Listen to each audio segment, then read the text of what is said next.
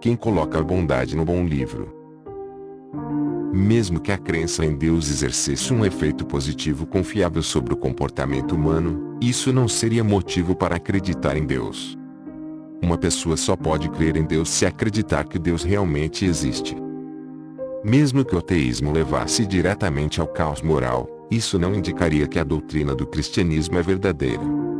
O Islã poderia ser verdadeiro, nesse caso. Ou, talvez, todas as religiões poderiam agir como placebos. Como descrição do universo poderiam ser totalmente falsas, mas, mesmo assim, úteis. Contudo, as provas indicam que as religiões são não apenas falsas como também perigosas. Quando você fala nas boas consequências que as suas crenças exercem sobre a moral humana, está seguindo o exemplo dos religiosos liberais e moderados. Em vez de dizer que acreditam em Deus porque determinadas profecias bíblicas se realizaram, ou porque os milagres narrados nos evangelhos são convincentes, os liberais e moderados costumam falar nas boas consequências de se acreditar, tal como eles acreditam. Esses crentes muitas vezes dizem que acreditam em Deus porque isso dá sentido às suas vidas. Quando um tsunami matou centenas de milhares de pessoas no dia seguinte ao Natal de 2004, muitos cristãos conservadores viram nessa catástrofe uma prova da ira divina. Aparentemente, Deus estava enviando mais uma mensagem em código sobre os males do aborto, da idolatria e do homossexualismo. Embora eu considere essa interpretação dos acontecimentos absolutamente repugnante, ela tem, pelo menos, a virtude de ser razoável quando se assume um dado conjunto de hipóteses básicas. Os liberais e moderados, por outro lado, se recusam a tirar qualquer conclusão que seja a respeito de Deus a partir das obras dele. Deus permanece um mistério absoluto, uma mera fonte de consolo que é compatível com todos os males, até os mais devastadores.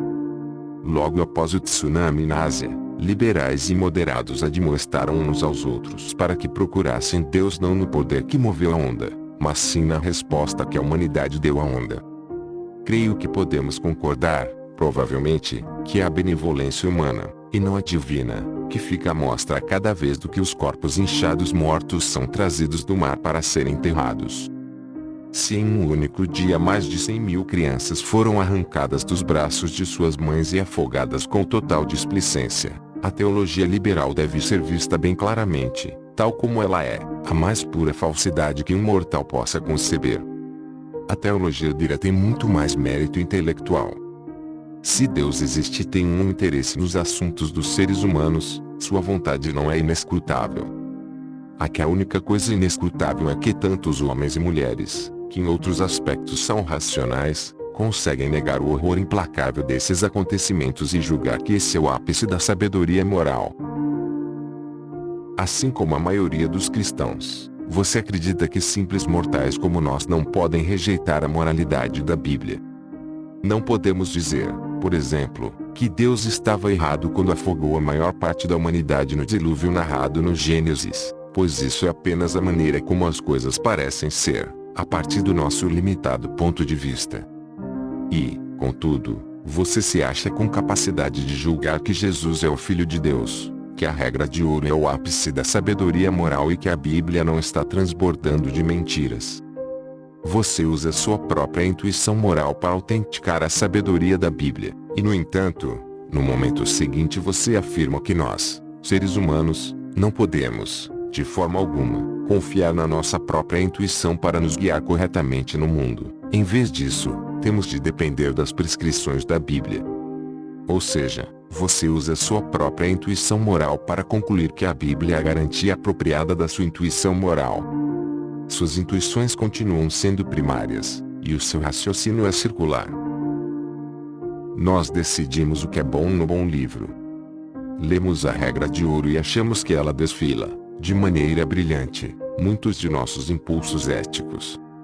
E, em seguida, encontramos mais um dos ensinamentos de Deus sobre a moral. Se um homem descobrir, em sua noite de núpcias, que sua noiva não é virgem, ele deve levá-la até a soleira da porta do pai dela e apedrejá-la até a morte.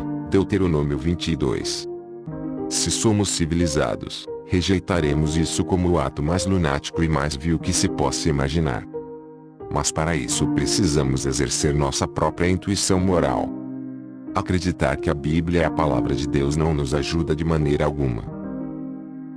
A escolha que temos pela frente é simples. Podemos ter uma conversa do século XX acerca da moral e do bem-estar humano, uma conversa na qual recorremos a todas as descobertas científicas e argumentos filosóficos acumulados nos últimos 2000 anos de discurso humano. Ou então podemos nos confinar a uma conversa do século I, tal como preservada na Bíblia. Porque alguém haveria de querer adotar a segunda opção.